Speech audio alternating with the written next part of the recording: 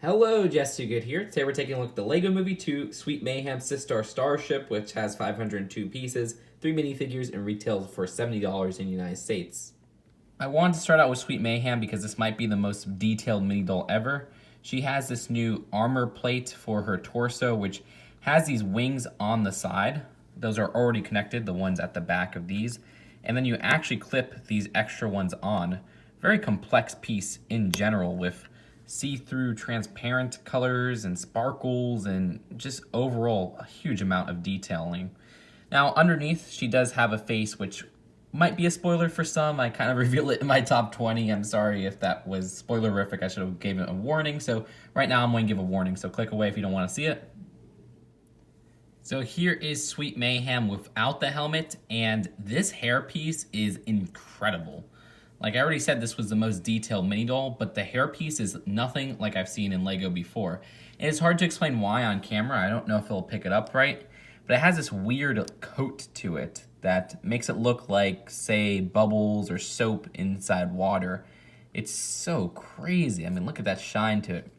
Again, in person, it does a little bit more justice, but other than that, there is more to the minifigure. They let you hold the helmet by placing a cylinder piece inside there, which the mini doll's hand could just clip onto, and it just fell out. And if you're wondering, that breastplate unfortunately cannot be used on regular LEGO minifigures because that neck hole is too small. And stripped down to just 3 pieces, there's actually no torso print at the back if you're wondering, so I probably won't be showing this view in future videos. And yes, that helmet goes over the mini doll's head, which I actually thought it was going to be a separate headpiece because it didn't look like it could go over a mini doll head. Heck, it fits perfectly onto a LEGO minifigure as well. This is Jenny from the Benny Space Squad set, and even with that air tank on, it slips on like a glove. I mean, this is just a great new helmet piece. And they also give you these sparkly flames at the bottom for Sweet Mayhem, as if she's propelling through the air, and a ray gun as well. Here is Emmett, and this version with the face print I think comes in only one other set, which is the expensive Rex's Rexplorer. Other than that, there's not too much different from other Emmett minifigures. You can see he has a very scared face on the back. So here is Wasteland Lucy, and this design with that new scarf piece and the new hair goggles combo, which I love how it's a modified version of the old piece. Comes in a few other sets like Ultra Caddy and Emmett's Dreamhouse. It might not have the same exact head print, but other than that, it's exactly the same. And this one doesn't have that nice stop sign shield, but still it's very cool to get some of these new pieces. I love this new scarf piece in particular. I think that could get use outside of this. We already used it for our Prowler minifigure in our Spider-Verse CMF series. But if you remove that scarf piece, which you get a better look at the underside and over part right there, and the quiver piece, you can get a better look at her torso print, which is a little bit different from the older versions of Lucy's. You have some side arm printing, some back torso printing, some side leg printing, which I love the dual molding on there. And there's even a little bit of printing on this side of the leg and this side of the arm. And her alternate facial expression looks so much more happier than the front facial expression. So the main build of the set is really the only build of the set, the Systar Starship. And the design of this uses a lot of that turquoise or dark turquoise color, which was reintroduced last year. And it also looks a little bit like Sweet Mayhem's helmet. Speaking of Sweet Mayhem's helmet, if you lift up this window right here, the cockpit is revealed. You actually have to take off her wings to get her to fit inside there, but she fits pretty snugly in there. She doesn't attach to any piece or anything, but rather her feet sit in front of these studs, and she also has these 2 control sticks which you can move up and down. I also love the use of these pieces with printing on them for the main cockpit outline, and this printed window is pretty nice as a piece as well. Moving to the left gives you one wing right here which has a sticker on it, and this is a secret holding cell, which if you open it, you can see a sticker. It's nice to get the hexagonal panel, even though it has a sticker on there, in clear, which was last seen in the AT hauler. Inside, it is not cramped, but I kind of wish there were studs at the floor because really, Lucy just wobbles around. There's no place to stick her. For some reason, there's studs on the wall, though, which doesn't really make too much sense. This could be seen as a seat or a toilet. And there's also a sign at the back, which is a sticker, and it shows the reading of a Lego minifigure. Now at this side right here, you'll notice a new heart piece, which is a 1x1 tile, and that's how it connects. You do get an extra one of that, which was the one I just showed, so I love that piece. And if you want to close this building right here, or close this room, it snaps onto those two studs at the wall, which is a nice addition. Also for the wing, it is on a hinge, so you can move it up and down, and you could rotate this circle right here to get it in different positions. Moving on from there, there's the engine at the back, which I actually quite like the design and what they did here with the studs. Now, the sticker roll is peeking out from underneath the engine, and you could pull that out just easily. Unfortunately, there's no feature that shoots the stickers, kind of like what this was shown in the trailer, how it was shooting stickers, and that's something that a lot of us were hoping for.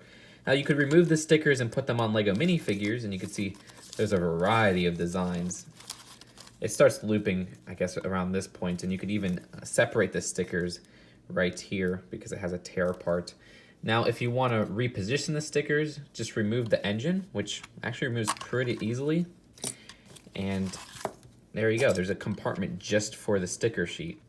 And we'll just plop that back in there. And, you know, the more I think of it, how would they even do a feature that would shoot out stickers? I don't think it's something that's possible, especially with a $60 set. So we'll give them a pass for that. And you guys got a little peek of it while we were taking a look at the stickers, but the bottom actually has some landing gear, which uses these hinge pieces. So if you push them up, it goes into flight mode and it doesn't stand up too well. But if you push them down, which is very easy and they are stable, this piece and the landing gear makes it stand up. And that holds up the ship pretty well. And then to the right of the ship from the front, we have the same design with the wing and the rotation and everything and the sticker as the left section, but if you open this up, we have a whole new set of secrets. Not only do we have the adorable star and heart build, and another heart right there, there's also this map right here of the Systar star system, or whatever you want to call it, and that uses a sticker, but if you remove those, it's actually a secret compartment of Sweet Mayhem's blasters. And the panel easily reattaches just because of those studs at the back. Snap that back in, and now let's take a look at those two. First is the star, which uses this tile, and it connects to this new base piece, which has one stud right there. And the base piece can be connected to up to 4 studs. This guy comes in a couple of other sets, so he's not necessarily rare, but it's nice to get him in here since he is a new piece. And then there's the heart, who also comes in the skate buggy with a new printed 2x2 tile, and this heart plate at the back. And moving on from that section, there's this final play feature that is at the bottom, a disc shooter. The disc shooter is triggered by pushing this part forward, and it shoots the disc out pretty far. And the disc it shoots out is the star and awe, and you actually get 2 of those in this set, which is a pretty interesting print. Before we wrap up the review, I want to give some appreciation to the use of these hot air balloon panels, which they clip on to the base, and it gives it such a unique curved look. And finally, I wanted to show this top section, which has a nice look to it as well, using those medium turquoise colors, or sorry, dark turquoise colors, and it just kind of comes off to the end right there.